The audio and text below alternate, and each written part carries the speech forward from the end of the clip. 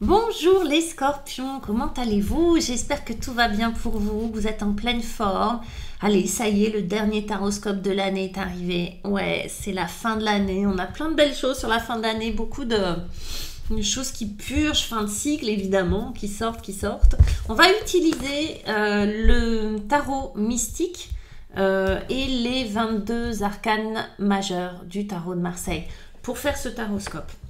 À la fin du tirage, je vais rajouter des cartes pour faire l'extension qui sera disponible, qui est disponible juste en bas, la Gumroad Scorpion décembre.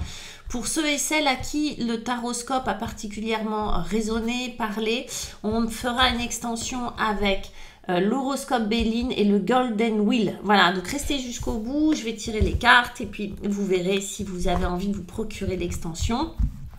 Pour l'heure, nous allons faire le tirage. Alors, je vais tirer les cartes au fur et à mesure aujourd'hui. J'ai envie, voilà, pour cette session de décembre, je dis, allez, on crée du suspense, on fait au fur et à mesure, comme ça, on raconte l'histoire au fur et à mesure. Mes petits scorpions, allez, mois de décembre, dans cette position, c'est votre fil rouge, c'est ce qui est important pour vous, c'est ce que vous voulez, c'est votre énergie de base. Ah ben voilà. Allez, arrêtez de glisser les cartes. On a le monde. On a le monde et avec le taroscope, les 22 arcanes du tarot de Marseille, les 22 arcanes majeurs. Ah ah. Bon. Alors, le message est clair, n'est-ce pas, mes petits scorpions? Fin de cycle, fin de cycle, fin de cycle, fin de cycle. Ça veut dire plusieurs choses. Comme je vois les choses, ça va être intéressant de dérouler, de voir quel va être votre défi. Mais ce que vous voulez, vous, c'est en terminer avec cette année 2023. Ça, c'est clair. Vous, les scorpions, c'est allez, il y en a marre de cette année 2023. J'ai mis en place des choses. J'ai fait plein de choses. Là, je veux tourner la page. Plus que tourner la page, je veux fermer le livre. Hein. C'est clair. Il y a autre chose avec ça. Donc, le monde, on va... Voilà, je vous montre les deux, hein, mais bon. Dans le monde, c'est vraiment... Vous avez à cœur de... Je pense que beaucoup de scorpions ont fait un travail sur eux et qu'il y a quelque chose qui a été accompli. Il y a des efforts de fournis, il y a des choses qui se sont débloquées, il y a un processus, si vous voulez, qui est arrivé à terme.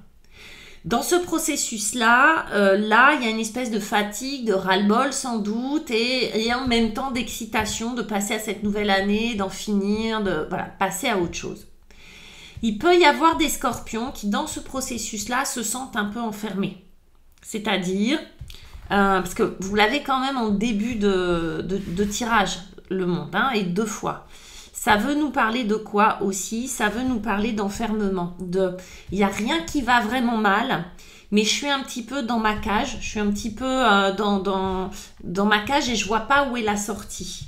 Je ne suis pas malheureuse au point de, mais je ne suis pas bien. J'ai envie de sortir de ce truc-là, mais je ne sais pas comment faire parce que je tourne en rond. D'accord? Donc, il pourrait y avoir la sensation pour certaines scorpions de tourner un petit peu en rond. On sait que c'est fini et on attend d'avoir le feu vert, on attend d'avoir le déclic, on attend d'avoir l'épreuve que c'est vraiment terminé, que j'ai vraiment fait tout ce qu'il fallait, que le cycle est terminé, que j'ai accompli ce que j'avais à accomplir. Alors c'est très général, on va aller voir un petit peu ce que nous propose le tarot mystique dans la position du défi. Qu'est-ce qu'on nous raconte? Waouh! Ben oui. Le 9 d'épée, regardez tous ces yeux qui vous regardent. Le 9 d'épée et avec les 22 arcanes, qu'est-ce qu'on a? Le chariot.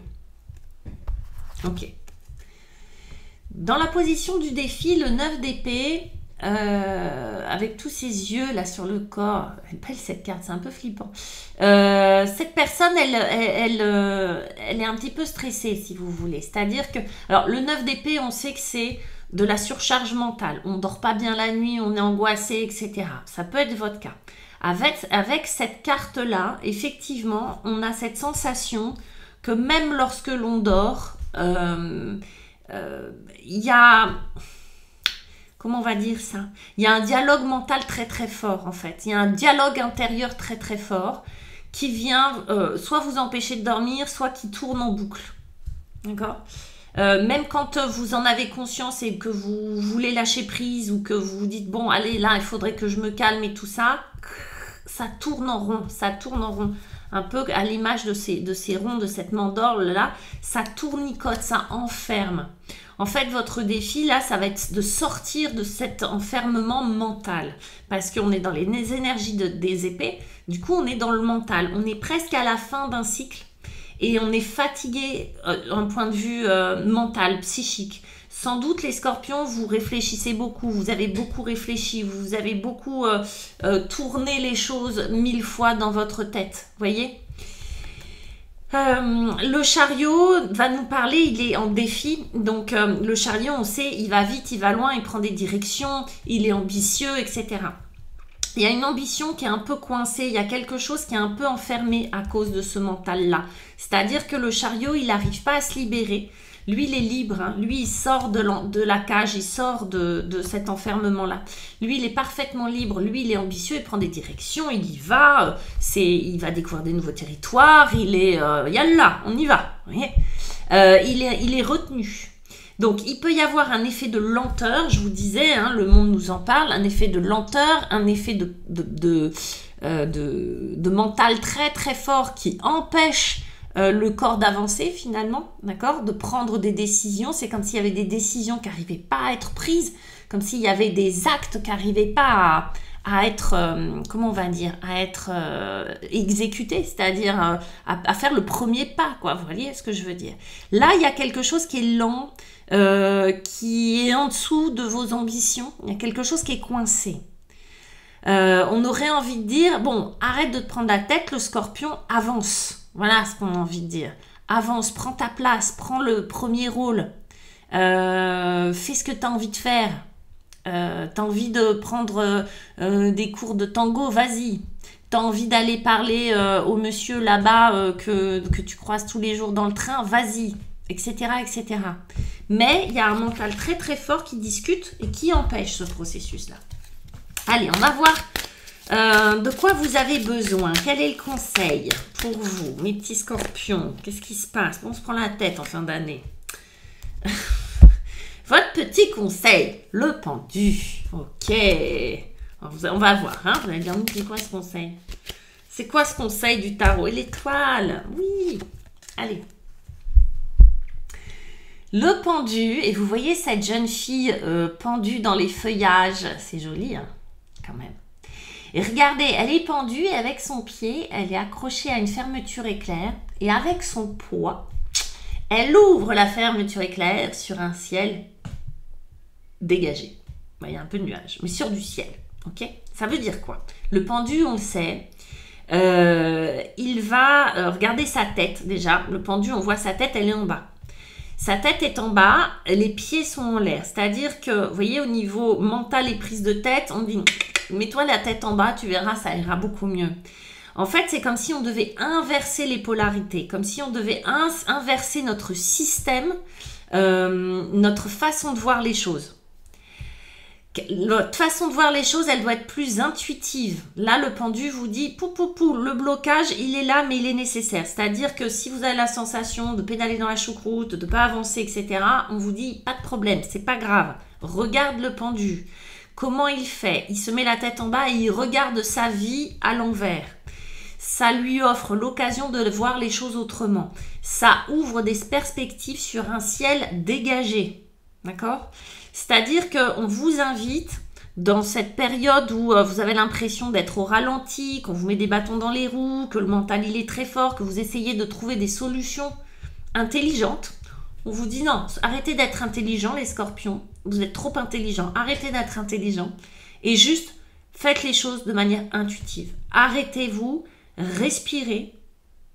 Arrêtez-vous, respirez au sens propre, hein, franchement. Hein. Arrêtez-vous, respirez et essayez de prendre d'autres points de vue, d'autres façons. Comment ferait votre voisin dans votre situation? Comment ferait, je sais pas quoi, votre meilleure copine dans cette situation, etc.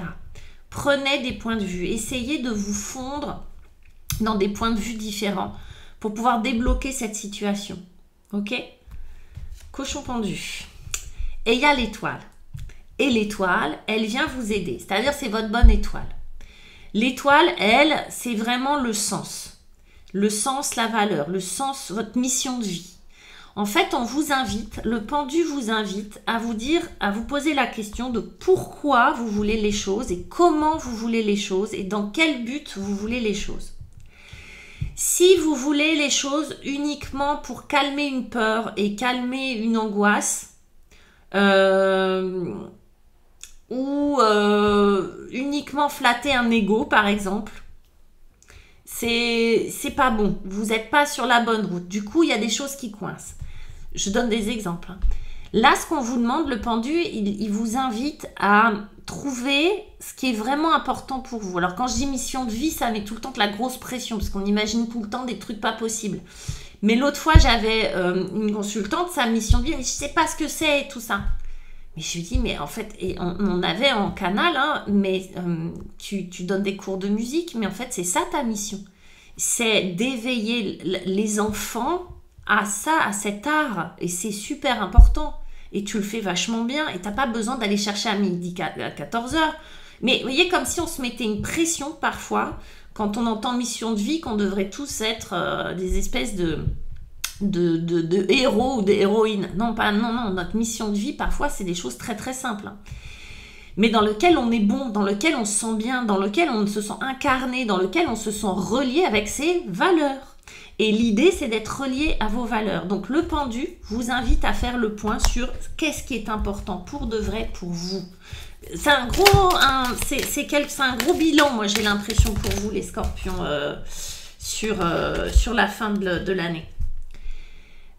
Valet de denier, voilà, c'est tout. Ça nous emmène au valet de denier. On va regarder avec les 22 arcanes. La tour, ouf, ouf. Allez. On a quoi? On a un valet de denier qui vient nous parler de commencer à faire quelque chose. Alors là, c'est les premiers pas vers. Le denier, c'est dans la matière. Le denier, c'est dans la matière. Vous voyez, cette jeune fille, elle prend soin de sa pivoine. Elle arrose, elle nourrit quelque chose. Le valet de denier, c'est vraiment le commencement. C'est-à-dire qu'on a nourri un projet, où on a appris des choses, on a mis en place des choses pour pouvoir commencer autre chose. Vous voyez, c'est la préparation. En amont du valet de denier, il y a une préparation. Et le valet de denier, il va poser les premiers actes très concrets vers un nouveau départ. Nouveau départ professionnel, nouveau départ dans votre relation avec l'autre, nouveau départ. Nouveau départ vis-à-vis de vous-même, bref. Et on est dans le denier. Tout à l'heure, je vous parlais de valeur. Qu'est-ce qu'il y a de la valeur pour vous? Et le valet de denier va mettre en avant justement ce qui a de la valeur. Dans le denier, on est dans ce qui a de la valeur. Alors, ça peut être matériel, oui, mais ça peut être aussi quelque chose qui a de la valeur pour vous. C'est faire le premier pas vers quelque chose qui a de la valeur pour vous. Donc, c'est vous décoincer en fait. Ça vous montre, voilà, alors il y a de l'enthousiasme, il y a de la fraîcheur, il y a, vous voyez, c'est le valet de denier, c'est un adolescent ou une adolescente qui découvre pour la première fois un pays merveilleux. Vous voyez, c'est cette capacité à s'émerveiller. Et là, c'est du denier. Donc, c'est vraiment un commencement. Est-ce que vous allez monter votre boîte? Est-ce que vous allez vous mettre en auto-entrepreneur? Est-ce que vous allez avoir envie de déménager? Je dis ça parce que derrière, j'ai une tour. Est-ce que vous allez avoir envie de... etc. etc. Est-ce que vous allez avoir envie de... je sais pas moi, d'avoir une nouvelle relation et de faire le premier pas dans cette relation, etc. Et la tour vient nous parler d'expression. Alors la tour, je vous le rappelle, elle vient exprimer quelque chose. C'est une émotion qui est reçue par le corps et une émotion qui est reçue et le corps s'exprime. En criant, en dansant, en rigolant, en pleurant, mais en tout cas, le corps s'exprime. Là, c'est comme si vous libériez des émotions. En faisant ce premier pas-là, donc il est possible que vous commenciez aussi quelque chose dans le développement personnel. Ok ? Je vais aller voir un thérapeute, je vais aller voir une thérapeute. Les deniers va nous parler du corps aussi, hein, d'accord, de tout ce qui est corporel, la matière, de tout ce qui est incarné avec le denier, qui a de la valeur, donc ça peut être vous. Développement personnel, allez voir un thérapeute, allez voir peu importe lequel. Parce que là, on va nous parler du corps et de l'expression. Ça va permettre à quelque chose de, comme une bouteille de champagne, un bouchon de champagne, de sauter, libérer les émotions à travers le corps. Il va y avoir une libération émotionnelle. On a vu, on partait d'une fin de cycle où peut-être on se sentait un peu à l'étroit, où on se sentait un peu enfermé. C'était le vêtement était un peu trop petit, il fallait muer, d'accord? Là, bah, clairement, on mue. Hein. Là, clairement, le vêtement, on le fait sauter. Bam, c'est Hulk. On sort de là et on exprime tout ce qu'on avait à exprimer. Là, c'était très contenu. La prise de tête qui était là, elle avait certainement, avec ce 9 d'épée, de bonnes raisons d'être là. Le chariot, il avait bonne raison d'être tenu, sans doute. Mais là, on exprime. Là, on exprime peut-être un ras-le-bol, on exprime peut-être une joie d'avancer, mais ça crée un avant et un après, et ça permet au valet de denier d'avancer. C'est hyper joli, mes petits scorpions. Ce qu'on a là est très, très intéressant. J'ai hâte de voir quelles sont les cartes qu'on va avoir, qu'on va pouvoir explorer dans l'extension qui est juste en bas, Gumroad. Voilà, elle est payante, mais c'est un petit prix. J'essaye d'être raisonnable. Quelle va être... Et encore une fois, cette lecture suffit à elle-même. Hein. Si vous avez, si ça vous va comme ça, c'est très bien. On va aller explorer le 4 de denier. Vous voyez, on reste dans les deniers. Ah, ça va être intéressant d'explorer ce 4 de denier. Dans le défi, on a le 2 d'épée. Le défi, c'est vraiment pour vous le mental. Hein. Qu'est-ce qui se passe dans votre tête? On veut du concret. Et il y a la tête qui vient enquiquiner tout le monde. Il y a en conseil, on a le 3 de bâton. Enfin, des bâtons. Allez, on n'a pas de coupe là? Ah, magnifique. Et en dernier, on a le pape, le hiérophante qui vient nous... arcane majeur qui vient se poser là, les gars. Allez, nouveau départ. On se tourne vers autre chose qui va être beaucoup plus spirituel, à la fois dans la matière. Waouh! On a le diable pour accompagner notre 4 de denier. On a l'idéal qui vient accompagner notre 2 d'épée. On a les obstacles qui viennent accompagner notre 3 de bâton. Et pour finir, waouh, le hiérophante et la carte bleue. Les amis, vous finissez en beauté. Je vous embrasse. À tout de suite pour ceux qui suivent l'extension. Et pour les autres, je vous souhaite de belles fêtes. Prenez soin de vous, prenez soin des autres. Et à très bientôt.